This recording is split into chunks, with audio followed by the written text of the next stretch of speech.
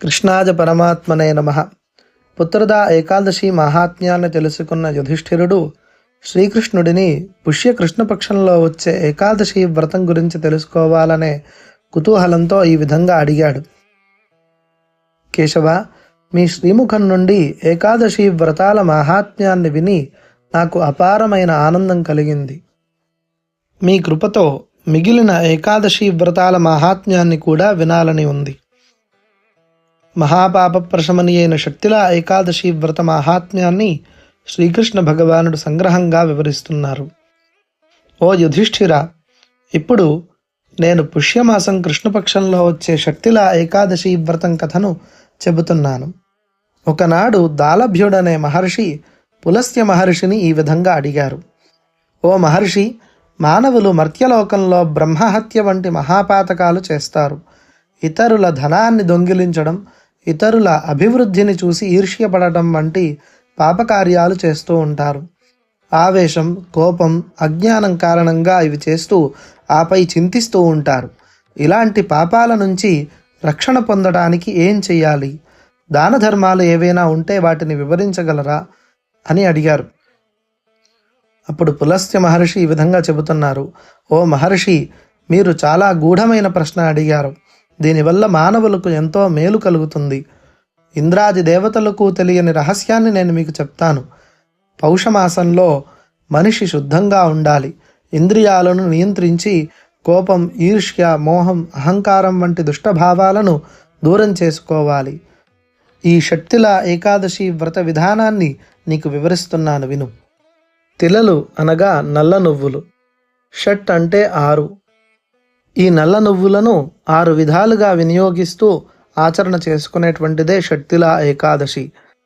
ముందుగా తిల తైలాభ్యంజనం చేసుకొని తిలలను ఒంటి మీద వేసుకొని స్నానం చేయడము, ఆ తర్వాత తిలలను ప్రసాదంగా స్వీకరణ చేయడము, ఆ తర్వాత తిల తర్పణాలు చేయడము, తిల హోమము చేయడము, చివరగా తిల దానము సత్పాత్రులైనటువంటి వాళ్ళకి చేయడము, ఆ తర్వాత ఒక సత్పాత్రుడైనటువంటి బ్రాహ్మణుడికి ఉదకుంభము అనగా నీళ్లు నిండినటువంటి కలశము, గొడుగు, పాదరక్షలు, వస్త్రములు కృష్ణనామస్మరణ చేసుకుంటూ కృష్ణుడు సంతోషించాలనే భావనతో దానం చెయ్యాలి. కృష్ణధేనువు అనగా నలుపు రంగులో ఉన్న గోవును దానం చెయ్యాలి. కుదరని వారు ప్రత్యామ్నాయంగా యథాశక్తి హిరణ్యదానం కూడా చేయవచ్చును. ఈ విధంగా తిలాన్ని 6 రూపాల్లో వినియోగించడం ద్వారా శరీర శుద్ధి మరియు పాప విముక్తి కలుగుతుంది. అలాగే కృష్ణధేనువు, ఉదకుంభము మొదలైనటువంటి దానాలు చేయడం ద్వారా వారి పితృదేవతలకు కూడా తృప్తి కలుగుతుంది. ఏకాదశి రోజున ఉపవాసం చేసి రాత్రి జాగరణ చెయ్యాలి. మరుసటి రోజున శ్రీహరిని ధూపం, దీపం, నైవేద్యం ఇచ్చి పూజించాలి. తిలతో కూడిన దానాలు చెయ్యాలి. వీటి వల్ల మానవుడు 1000 సంవత్సరాల స్వర్గలోకంలో వాసం చేస్తాడు. ఒకనాడు నారద మహర్షి శ్రీకృష్ణ పరమాత్మను ఈ విధంగా అడిగాడు. ప్రభు, షట్తిల ఏకాదశి వ్రత మహిమ ఏమిటి? దయచేసి చెప్పండి. శ్రీహరి ఇలా చెప్పారు. ఓ నారద, ఒక బ్రాహ్మణి వ్రతాలను ఆచరించేది, కానీ ఎవరికీ దానం చెయ్యదు. ఒకరోజు నేను ఆమె వద్ద భిక్ష అడిగాను.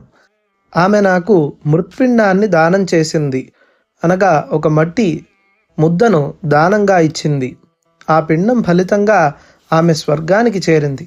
కానీ ఆమె గృహం శూన్యంగా కనిపించింది. నేను ఆమెకు షట్తిల ఏకాదశి వ్రతం ఆచరించాలని చెప్పాను. ఆమె ఆ వ్రతాన్ని చేసి ధన్యమైన జీవితాన్ని పొందింది.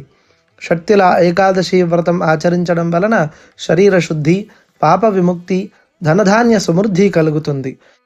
ధర్మకార్యాలు, దానాలు లేకుండా వ్రతాలు పూర్తి కావు. అందువల్ల ప్రతి ఒక్కరూ దాన ధర్మాలు చేయడం అలవాటు చేసుకోవాలి. కృష్ణార్పణమస్తు. ఇంతవరకు సంగ్రహంగా సరళమైన భాషలో మనము ఏకాదశి వ్రత మహాత్మ్యాన్ని విన్నాము. ఇక శ్లోక రూపంలో ఉన్నటువంటి పద్మపురాణాంతర్గత యుధిష్ఠిర కృష్ణ సంవాదాన్ని మనము విందాము. కృష్ణాయ పరమాత్మనే నమః.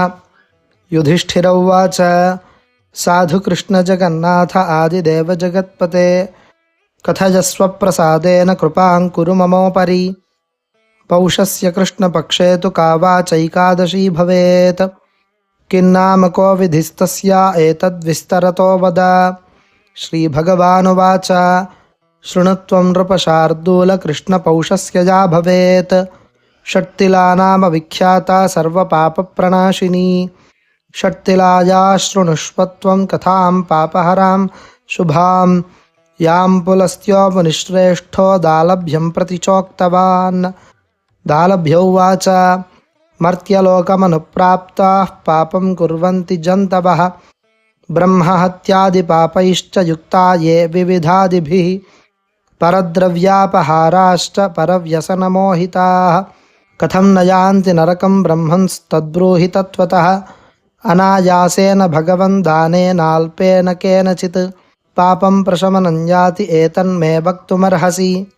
पुलस्त्य उवाच साधु साधु महाभाग गुह्यमेतत् सुदुर्लभं। यन्न कस्यचिदाख्यातं विष्णुब्रह्मेन्द्रदैवतैः। तदहं कथयिष्यामि त्वया पृष्टो द्विजोत्तम। पौषमासे तु सम्प्राप्ते शुचिस्नातो जितेन्द्रियः। कामक्रोधाभिमानेर्ष्या लोभपैशुन्यवर्जितः। देवदेवञ्च संस्मृत्य पादौ प्रक्षाल्य वारिभिः। भूमावपतितं गृह्य गोमयं तत्र मानवः। तिलान् प्रक्षिप्य कार्पासं पिण्डिकाश्चैव कारयेत्। अष्टोत्तरशतं चैव नात्र कार्या विचारणा। ततो माघे च सम्प्राप्ते ह्याषाढर्क्षं भवेद्यदि। मूलं वा कृष्णपक्षस्य एकादशी नियमांस्ततः। गृह्णीयात् पुण्यकाले च विधानं तत्र मे शृणु। देवदेवं समभ्यर्च्य सुस्नातः प्रयतः शुचिः। कृष्णनामानि संकीर्त्य पुनः प्रस्खलितादिषु। रात्रौ जागरणं कुर्यादादौ होमं च कारयेत्। अर्चयेद्देवदेवेशं द्वितीयेन्हि पुनर्हरिं। चन्दनागुरुकर्पूरैर्नैवेद्यं कृसरं तथा। संस्मृत्य नाम्ना च ततः कृष्णाख्येन पुनः पुनः। कूष्माण्डैर्नारिकेरैश्च ह्यथवा बीजपूरकैः। सर्वाभावेऽपि विप्रेन्द्रशस्तपूगफलैर्वृतम्। अर्घं दद्याद्विधानेन पूजयित्वा जनार्दनं। कृष्ण कृष्ण कृपालुस्त्वमगतीनां गतिर्भव। संसारार्णवमग्नानां प्रसीद पुरुषोत्तम। नमस्ते पुण्डरीकाक्ष नमस्ते विश्वभावना। सुब्रह्मण्य नमस्तेऽस्तु महापुरुषपूर्वज। गृहाणार्घ्यं मया दत्तं लक्ष्म्या सह जगत्पते इत्यर्घ्यमन्त्रः। ततस्तु पूजयेद्विप्रमुदकुम्भं प्रदापयेत्। छत्रोपानः वस्त्रैश्च कृष्णो मे प्रीयतामिति। कृष्णाधेनुः प्रदातव्या यथाशक्तिद्विजोत्तमे। तिलपात्रं द्विजश्रेष्ठ दद्यात् पात्रविचक्षणः। स्नाने प्राशनकेशस्तास्तथा कृष्णतिलामुने। तान् प्रदद्यात् प्रयत्नेन यथाशक्तिद्विजोत्तमे। तिलप्ररोहजाः क्षत्रे यावत् संख्यास्तिलाद्विजा। तावद्वर्षसहस्राणि स्वर्गलोके महीयते। तिलस्नाजी तिलोद्वर्ती तिलहोमी तिलोदकी। तिलदाता च भोक्ता च षट्तिलाः पापनाशनाः। नारद उवाच कृष्ण कृष्ण महाबाहो नमस्ते विश्वभावना। षट्तिलैकादशीभूतं कीदृशं फलमस्ति वै। सोपाख्यानं मम ब्रूहि यदि तुष्टोऽसि यादव। श्रीकृष्ण उवाच शृणु राजन्यथावृत्तं दृष्टं तत्कथयामि ते। मर्त्यलोके पुरा ह्यासीद् ब्राह्मण्येका च नारद। व्रतचर्यारता नित्यं देवपूजारता सदा। मासोपवासनिरता मम भक्ता च सर्वदा। कृष्णोपवाससंयुक्ता मम पूजापरायणा। शरीरं क्लेशितं चैव उपवासैर्द्विजोत्तम। देवानां ब्राह्मणानां च कुमारीणां च भक्तितः गृहादिकं प्रयच्छन्ति सर्वकालं महासती। अतिकृच्छ्ररता सा तु सर्वकालं तु वै द्विज। न दत्ता भिक्षुके भिक्षा ब्राह्मणा न च तर्पितः। ततः कालेन महता मया वैचिन्तितं द्विज। शुद्धमस्याः शरीरं हि व्रतैः कृच्छ्रैर्न संशयः। अर्चितो वैष्णवो लोकः कायक्लेशेन वैतया न दत्तमन्नदानं हि येन तृप्तिः परा भवेत्।